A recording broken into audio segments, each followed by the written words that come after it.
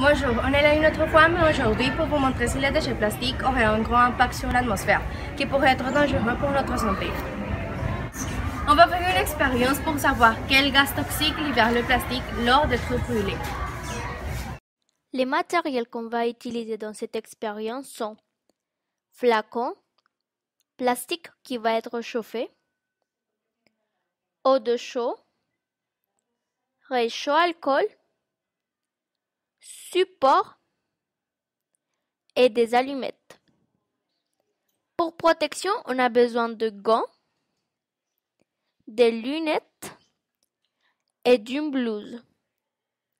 Les filles ont besoin d'avoir les cheveux attachés.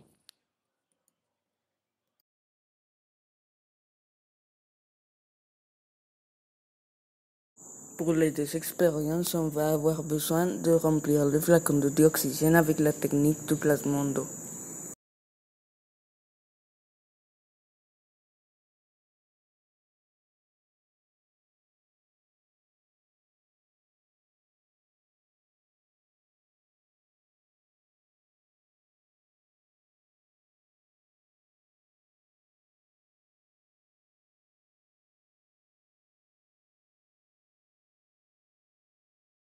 Première expérience. Premièrement, on va chauffer le plastique, dans ce cas du polystyrène, et on va le mettre dedans le flacon plein de dioxygène. De la fumée et de nombreuses particules de carbone se créent.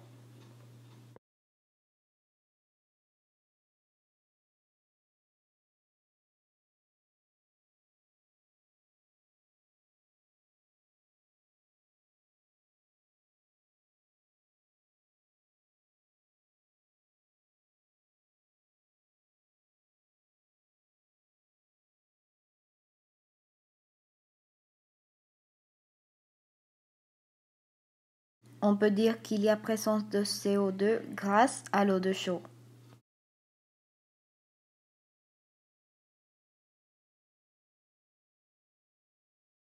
Cette combustion est si polluante qu'un morceau de carbone pur est sorti du flacon. On va répéter cette expérience, mais cette fois avec du plastique polypropylène, comme celui des bouteilles que nous utilisons et tirons.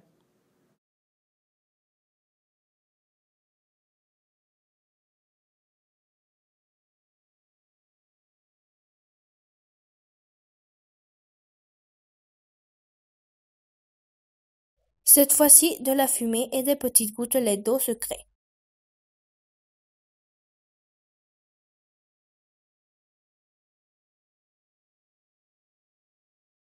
L'eau de chaud troublée nous montre la présence de CO2. La fumée, la présence des particules de carbone, un autre combustible.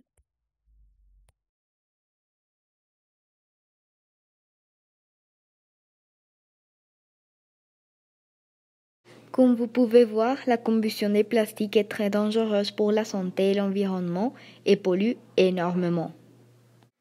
Dans la première combustion, il se produit du monoxyde de carbone. C'est une combustion incomplète. Aussi, on a vu que cette combustion dégageait une fumée. Mais c'est quoi cette fumée? Cette fumée, ce sont des particules de carbone. Ces particules sont extrêmement dangereuses pour la santé. Elles peuvent augmenter le risque d'allergie et de cancer.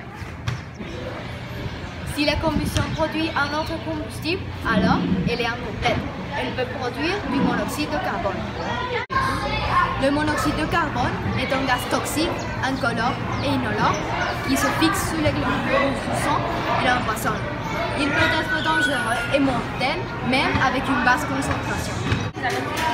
Avec cette expérience, on peut finalement conclure que la combustion plastique libère de CO2. Le CO2, c'est un polluant qui, en quelques mots, peut provoquer la mort. Mais y a-t-il des solutions pour prévenir les dégâts contre notre santé et l'environnement? Oui, il y a plusieurs solutions, mais une qui est la plus efficace et qui peut être faite par nous-mêmes, c'est de diminuer la consommation du plastique. Et oui, on sait, le plastique, c'est le matériau le moins cher et le plus confortable. Mais on doit savoir que la planète, c'est celui qui le paye.